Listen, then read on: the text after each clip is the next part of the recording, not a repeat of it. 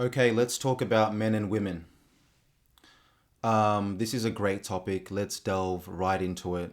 And because this is going to clear up a lot of things, I'm going to give my perspective on the relationship dynamics between men and women and what I feel are the necessary steps moving forward. Because men and women, we've been arguing and fighting for centuries, for years, forever. And in today's time, it's so prevalent because of the feminist movement. Women want to become like men. Our roles are reversed. It's a hot topic, so let's get into it, right? So, this is my opinion, right? I follow biology and logic and simplicity. So, when it comes to men and women, a man is a man biologically, a woman is a woman biologically. We're different and we have different roles.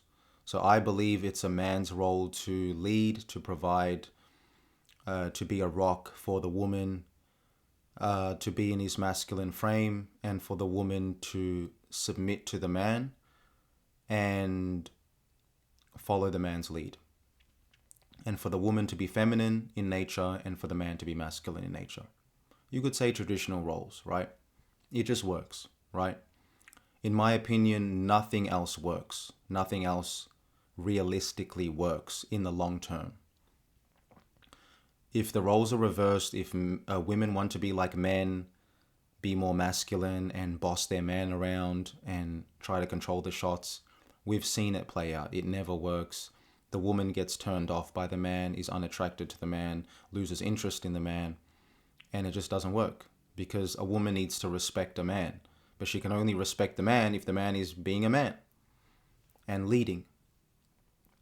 Now, this is where the issue is. Women do not like to hear that they should submit to a man and be led by a man. Most women, right? Here is what I want to offer.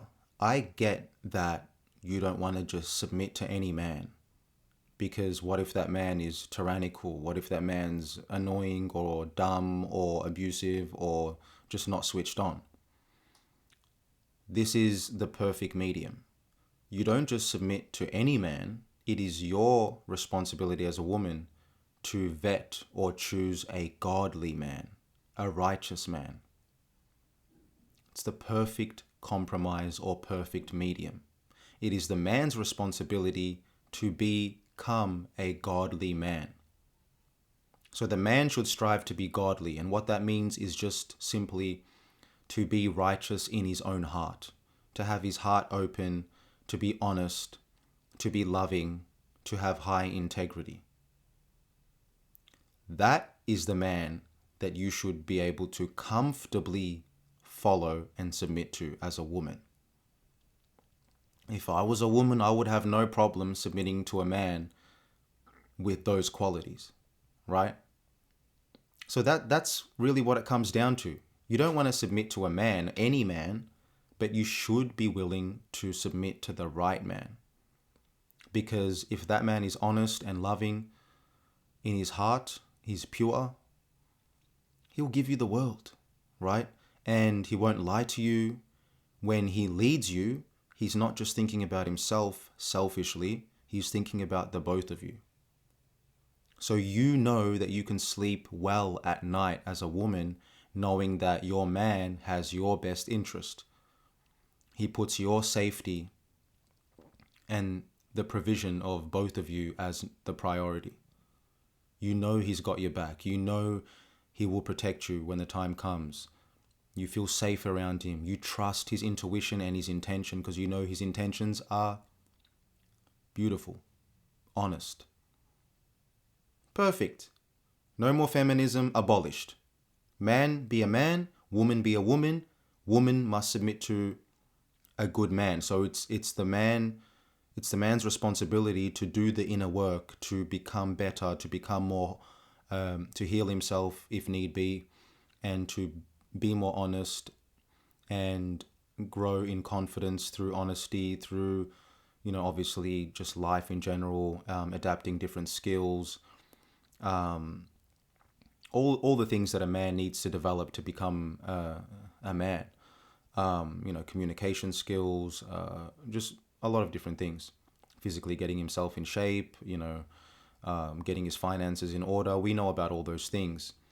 But the core of it is fundamentally is what's going on in the inside. The man's internal state needs to be clean and pure, and then the woman can follow that. And the woman needs to work on herself in terms of her own inner world, right? So now let's talk about the differences between men and women. What men want in women and what men want from women and what women want from men. So from my experience, or what I want in a woman, let me just say that.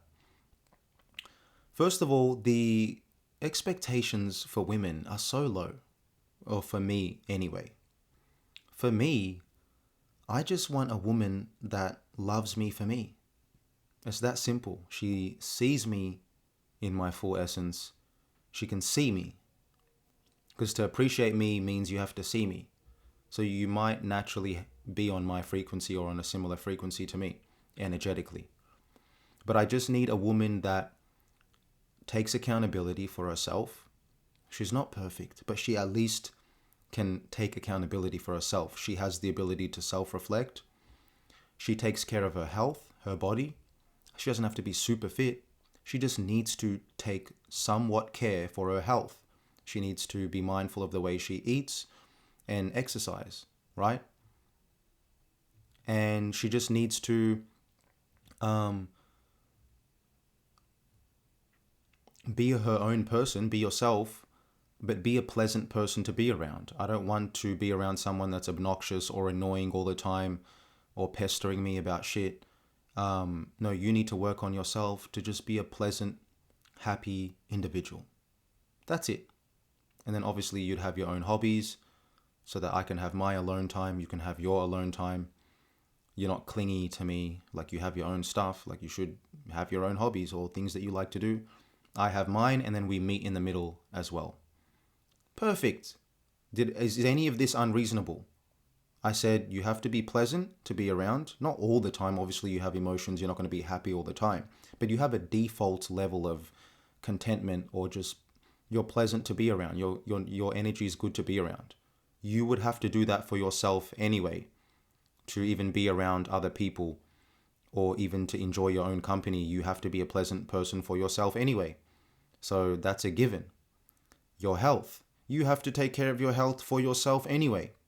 So what I'm asking is kind of the bare minimum. Like, just get your health together somewhat. Like, you don't have to be super fit, as I said. You have to do that for your own survival as a human anyway. And then, yeah, being pleasant, health health, and then just the ability to self-reflect and to take accountability when need be. You have to do that for yourself anyway. So that's it. That's all my expectations are, and love me for me. That's all to do with the human soul. That's mainly to do with just the basic human experience. That's all. Those expectations, from my perspective, are completely reasonable and very achievable for a woman. As a man, we don't really care about what job you do. We don't really care about your IQ too much, how intelligent you are. We just want someone that's pleasant to be around and that has their own vibe and, yeah, somewhat intelligent, of course, just to even engage in discussion. But we just want someone to complement us, not compliment us, but like complement our energy. Someone that we can be compatible with. Just someone pleasant, nice, and just easygoing. Now, when it comes to the expectations of men from women, the list goes off the paper. The list is going off the paper. The bullet points are off the paper, right? And naturally, it's a survival instinct. It's an evolutionary instinct for women to be hypergamous and to date upwards and to want everything under the fucking sun. But women need to realize that their expectations are retarded, right? all this 6 foot this and that, and exactly all this too much specific shit, right? How did we move away from building together, working together, right? 50-50 in a way. It's never going to be 50-50 exactly, but just working together and building something together. It's the man's responsibility to get his shit in order, I agree. But women a lot of the time just want the end result. They just want the man at the end of his game or whatever. Like they just want the high paying job, the house already built, and they can just come into it, the car already nice and decked out, whatever, and they just, yep, here's your car, here's your house. I earn a high salary. Yep. Now they just want to join your established life already. If the man has happened to establish himself, no problem. I would love to give a woman that if I had that at this moment. But as I was saying before, if the man is a godly man, if the man takes accountability, this is what I think the criteria should be for a man from a woman's perspective. You just need a man that is accountable, responsible, honest, masculine, and then you can have your individual preferences of whatever skills you want him to have or hobbies that you might share in common. But the main thing is this man righteous when it comes to God? He puts God first. So this is, by the way, the order that I believe it should be before I forget. God first, then man, then woman. So man submits to God. He puts God first, even before the woman. The man puts God first, submits to God, and then the woman submits to the man, and she submits to God as well. But that's the hierarchy. It works perfectly. The man has to put God first because his truth, his calling, his purpose has to come first. And the woman would love it that way anyway. She doesn't want herself to be the center of his entire world. No, she wants the man to do his own thing and for her to join his kingdom of what he's building, his empire or whatever. So I get that. But women, don't be afraid to get your hands a little bit dirty and build with the man. Because as I said, if that man is a go-getter, he's responsible, he's accountable, it doesn't matter too much that he doesn't have the perfect job right now or the perfect finances or the perfect house or any of those things. If you love how you guys share each other's company, if you trust him, love him, and if he's someone you look up to and you respect, and you know he's going to get it no matter what, he's going to find a way to make it happen, you just know he's a go-getter, believe in that man. You know what I mean? Those are the main things that matter. Because you can be in this job one day, in this job another day, but if that man has skills and he's determined and he has his own purpose, or he's just willing to take accountability no matter what, and willing to provide and protect and lead you in a way that you know yourself is the best option or the best that he can do at that time, have patience and grow with him, because you're going to enjoy the journey with him anyway. It's not about all the fancy things. You're going to get them anyway regardless, but things are just as fancy even in a normal lifestyle.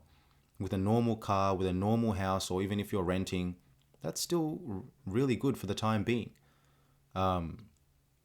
We live great. We live great in the first world. We live great. So don't undermine that. Don't underplay that.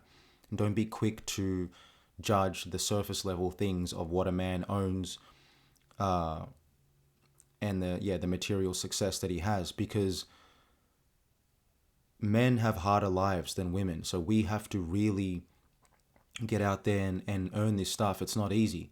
And it's not even about this stuff. Women like to make it about this stuff, but just know it's difficult. Be by his side.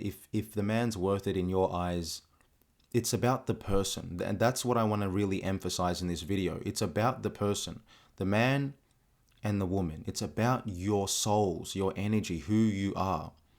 And yes, accountability needs to be on both sides. As long as you guys have the same intentions, the same principles, you're aligned in that way, you see each other, you respect each other, you're both accountable. I mean, the world is yours. The world is your oyster after that. The job and this, that, it's actually not as big of a deal as you think. I know it's different if you have kids and that sort of thing, but you know, a lot of people make it work all around the world with, you know, two incomes, they're renting, they have maybe 2, 3 kids, and they're still fine, you know, doing average jobs. So life isn't about the objects and things that you get out of it. It's about the experience of building together and actually loving the person in front of you. Okay? I don't want to make this video long, so let me see any other points I've made.